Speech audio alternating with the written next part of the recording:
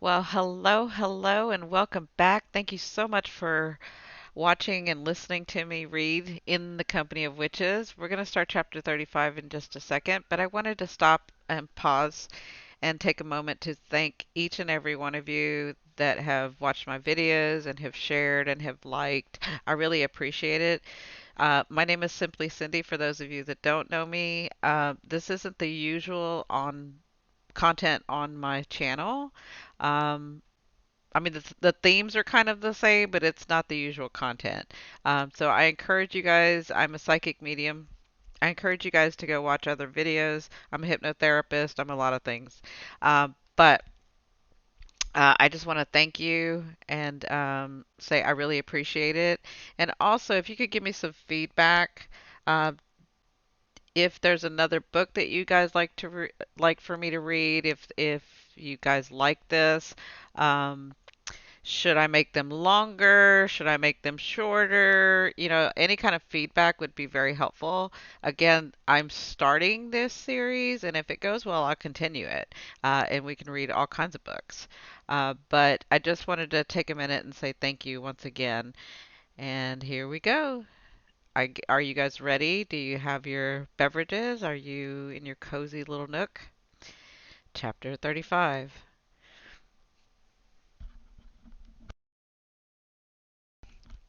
Oh no! Oh no! Oh no! I ran across the street and stamped on the little fire. Thankfully, it went out almost immediately, but then it popped up again a few feet away. I ran over and stomped it out too. I waited almost a full minute to see if it would spring back to life, but nothing happened. Okay, whispered back to Gideon. I think we're good. Suddenly, the tiny fire sprouted up again, not far from my feet. And, I swear, something about the way that flame danced, that little fire was laughing at me. I have to go, Gideon called out. There's more on the other side of town. You stay on that one. It's the ringleader. What's happening? I don't understand. Your spell touched everyone, he said, waving his hands out. Lots of guilt. My eyes widened as I looked around the darkened street. But I did it just to the Grace family. Too much power built up inside of you. My uncle took a deep breath. I'm really out of shape. Gideon, I'm so sorry. I was upset after the police came, and he pointed at the little fire growing at my feet with his staff. I stomped it out, only to have it once again pop up a little distance away. Don't let that one get out of control. I'll put out the rest, and then it will be easier to stop it. We'll meet at the town square. Wait, what? The town square? When? What if I'm still following this one? Gideon shot me a pointed look. Right, you had a vision. Actually, my uncle said, it wasn't quite a vision. I had been writing haikus when I noticed they were all about you and fires, and we don't have time for this. Go! My uncle rushed away into the darkness, his staff propelling him along. This was bad. This was very bad. I raced over to the little fire and once again stomped it out, casting a look up the street. No sign of Liz. Everything in me wanted to race after her. The spell had worked, maybe just a little too well. Obviously, my magic and I still had some issues to work out. The fire popped up again. I watched the small flames swell to the size of a pumpkin. The fire danced and twirled, and then, unbelievably, it somehow grew two little flame hands, which it planted on its two little flame hips, and it waggled at me like it was mocking me. Why, you little... I ran over and jumped on it with 2 feet, letting out a small shout of frustration. The fire popped up again a moment later, and this time, instead of dancing, it gave me a cheeky little wink. The little fire kept me busy for at least half an hour. Every time I stamped at it, it popped back up. It never seemed to tire. In fact, it seemed to be having a wonderful time hopping from house to house, leading me around town like some sort of blazing Pied Piper. I was so focused on the fire, afraid I'd lose sight of it, I didn't even realize it when I reached the town square. Not until I heard the clack of a wooden staff hitting the pavement behind me. Gideon, please tell me you were able to get all of the fires out. He nodded and came to stand beside me. We both looked down at the small fire swirling just before the steps of the town gazebo. Now it's time to take care of this one. The fire looked back at us suspiciously. I keep stomping on it, but it just pops back up. Mm-hmm, Gideon said.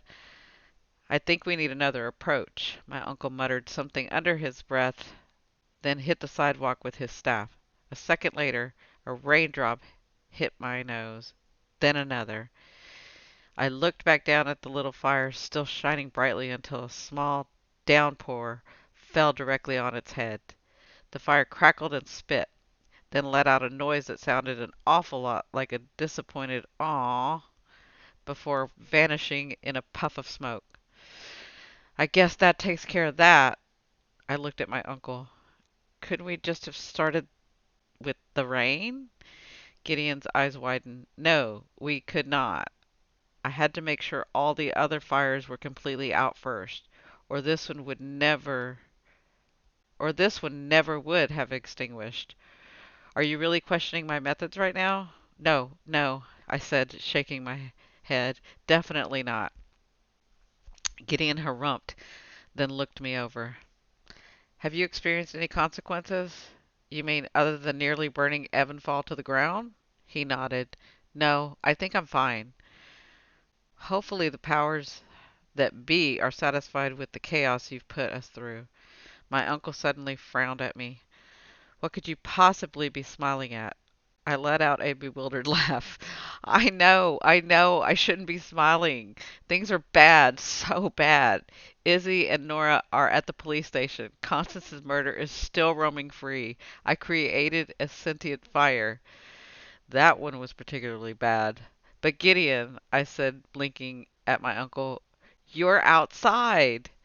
He shot me a sideways look and made a sound. I didn't have much of a choice, did I? And I am so, so sorry for that. He frowned again. Do I even want to know what you were thinking? I sighed and let my shoulders drop. I'd tell you, but I don't quite understand it myself. Actually, I don't understand any decisions I've been making lately. None of it makes sense. I looked away, brushing the raindrop from my cheeks.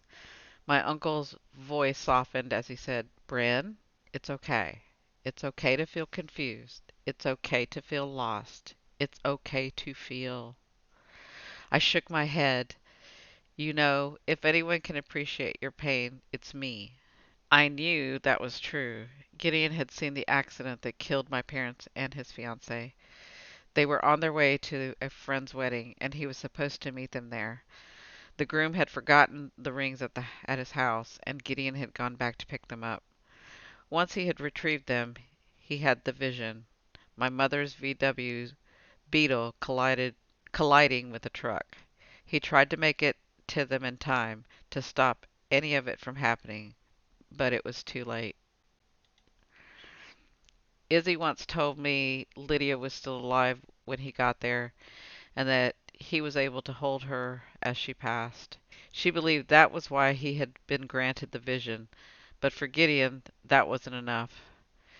Giving up magic was never the answer, you know, my uncle said gently. In fact, I don't think there was just one answer. It's a process, and you're not meant to do it alone.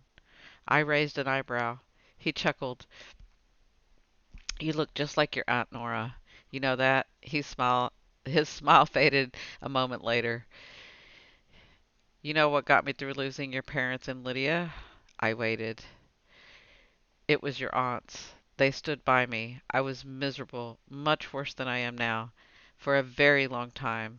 And they were grieving, too, and taking care of you, but they still had the strength to support me. They are incredibly strong women.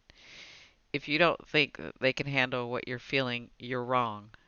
It's not that I don't think they can't handle what I'm feeling. I looked up at the sky. The cloud Gideon created blocked the stars. It's me. I'm the one who can't handle it. You can, he said, his voice uncharacteristically firm. I know you don't believe that, but it's true, and it's time you started wanting more for yourself than the mere existence. I shot him an uncertain look. He held up his hands. I know. I'm not one to talk, but you deserve a full life. So do you, Gideon. The corners of my mouth twisted into a smile. And again, look, you're outside. His eyes sparkled as the last few drops of rain fell around us. I am outside. It feels good, doesn't it? His chest swelled as he took a long, slow breath. It feels wonderful. We smiled at each other for a second before my uncle's face dropped. Gideon, what is it? Are you having another vision? No, but I am seeing something. He pointed his staff in the direction of the town buildings.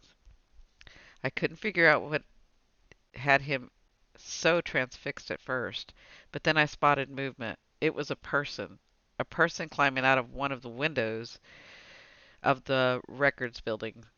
Wait, was that Liz?